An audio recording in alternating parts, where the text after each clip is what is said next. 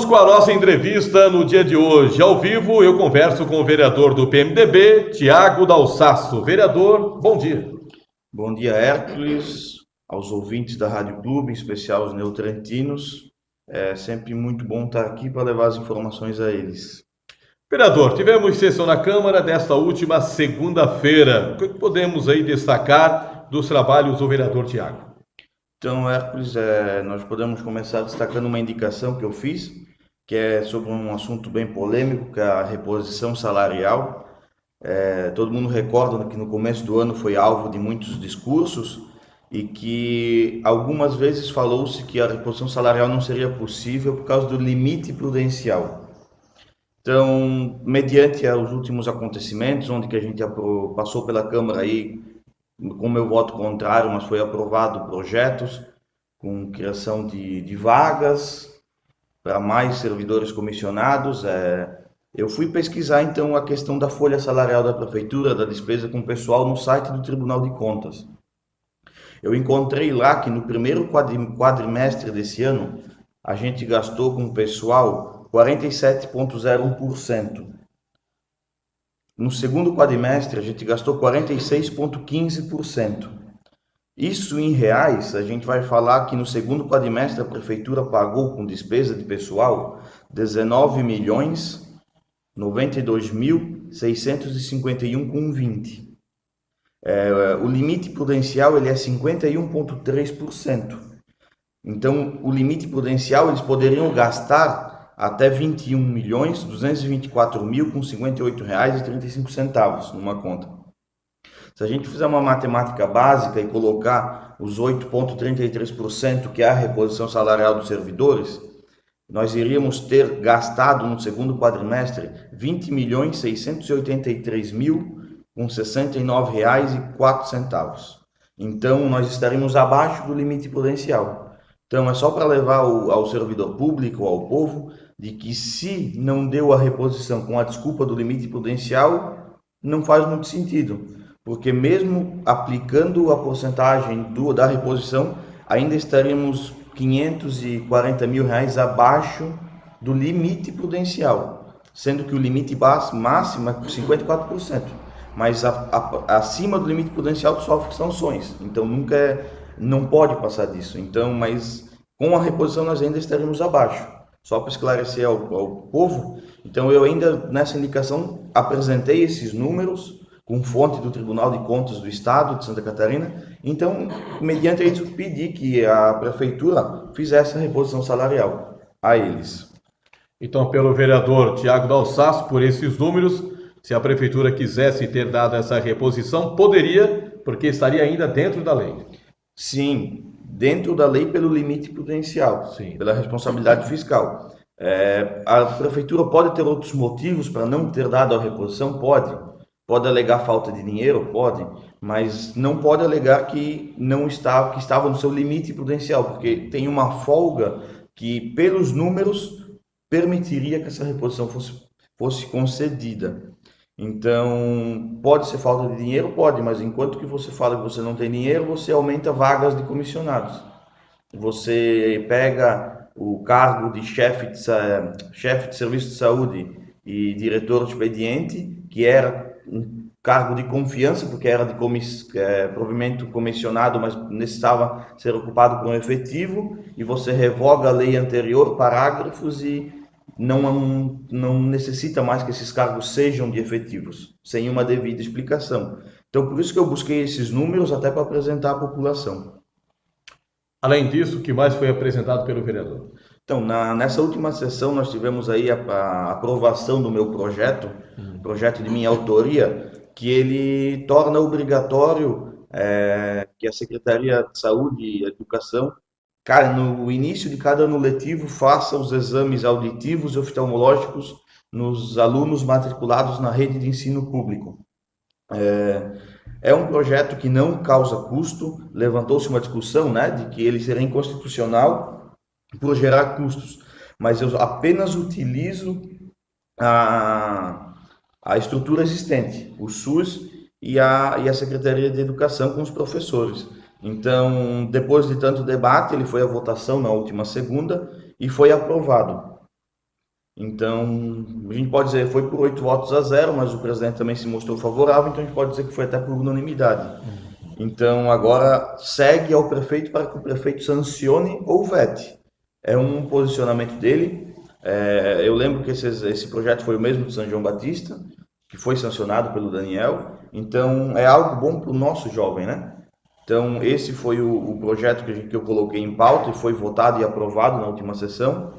E eu também tenho um outro projeto que está na casa para aprovação, de que é aquele que quer que o município divulgue a lista de pacientes através do número do cadastro do SUS, em filas de espera de cirurgias, exames e consultas com especialistas. Nós tivemos recentemente, no estado de Santa Catarina, uma lei estadual de janeiro desse ano, a lei número 17.066, ela já regulamentava isso. Na verdade, nós tivemos, e depois tivemos um decreto 1168 de 2017, que regulamentou essa lei. Então, a partir de agora, no estado de Santa Catarina, já vai ser divulgado a lista de espera pelo website. Então, isso também foi uma declaração do secretário de Saúde do Estado. Então, eu tenho essa lei Nova Trento na Câmara. Também falaram que ela iria gerar custos, mas não vejo custos, porque tu apenas vai usar o site da prefeitura e colocar nas paredes dos postos de saúde a fila de espera para que o povo tenha informação. Então, ele também deve ir à votação na próxima sessão ou na outra, e a gente conta com a aprovação dos vereadores também. Eu noto que o vereador Tiago Dalsasso, além de indicações, também traz vários projetos de autoria. Isso é bom para a comunidade também, não só na base de indicações, mas criação de projetos, né, vereador? Então, Hércules, a gente é muito criticado às vezes, faz indicação, mas a gente lembra que a gente faz a indicação e as nossas indicações dependem do executivo cumprir ou não. E a gente tem o poder, como a gente é um dos 3 poderes da democracia, a gente tem o poder de legislar, que é criar leis. Claro que a gente tem que ter o cuidado para não criar leis que causem custos, porque isso o vereador não pode. Mas eu tenho buscado essas leis para melhorar a vida da população. Porque, por exemplo, os exames auditivos e oftalmológicos nas escolas pode prevenir alguma criança que tem algum problema de visão, que ela vá usar óculos por 6 meses e depois não tenha mais a necessidade porque corrigiu o erro cedo. A fila de espera, esse projeto também, é para que todos tenham acesso, que a gente tenha muitas pessoas que falam que existe um jeitinho brasileiro, né? E esse projeto de lei é uma forma de acabar com esse jeitinho brasileiro. Você está na fila, você sabe qual é a sua colocação, e vai ter o tempo médio de espera. Então você sabe quando é que você vai ser atendido, ou você vai saber se alguém passou na sua frente. Então são projetos de lei que buscam uma obrigação, daí tornar uma obrigação para que a gente tenha uma vida melhor. Eu digo que se a gente não buscar alternativas e estar inovando, o nosso cargo é apenas, digamos que, para cumprir tabela, né? Então nós temos que pesquisar exemplos, temos que trazer leis para o nosso município para que a vida da nossa população cada vez se torne melhor. Vereador, saindo um pouquinho dos seus projetos, mas falando ainda de projeto, aquele projeto polêmico 013 do Executivo, que foi aprovado na Câmara de Vereadores, o senhor em entrevistas passadas falou que se o projeto fosse aprovado, o senhor estaria entrando na Justiça para anular a votação desse projeto.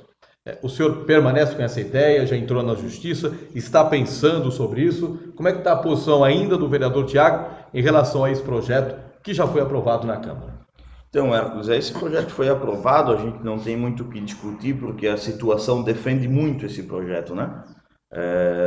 A gente sabe que teve sim a justificativa do Ministério Público, de uma ação direta, mas a ação direta do Ministério Público pedia somente a adequação ou a exclusão, extinção de cargos comissionados, que foram criados há 10, 12 anos. Tem cargos de todos os prefeitos, inclusive no mandato de 2015 também tem cargos que foram alvo dessa ação direta do Ministério Público.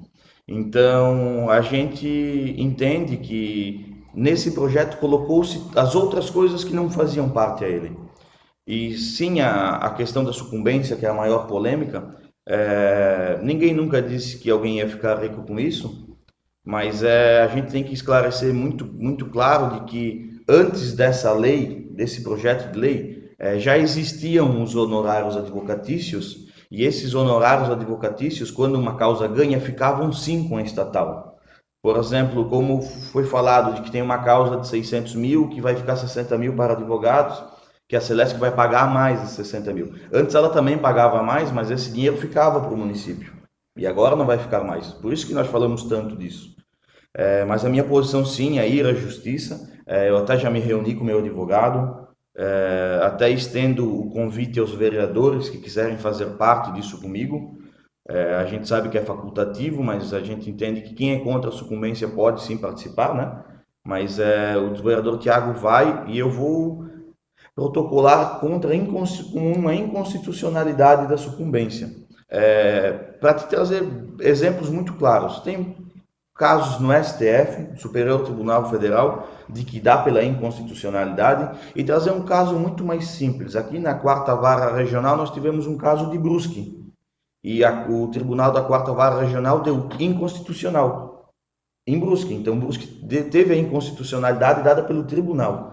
Então é isso que nós vamos buscar para que a gente não permita que esse absurdo aconteça.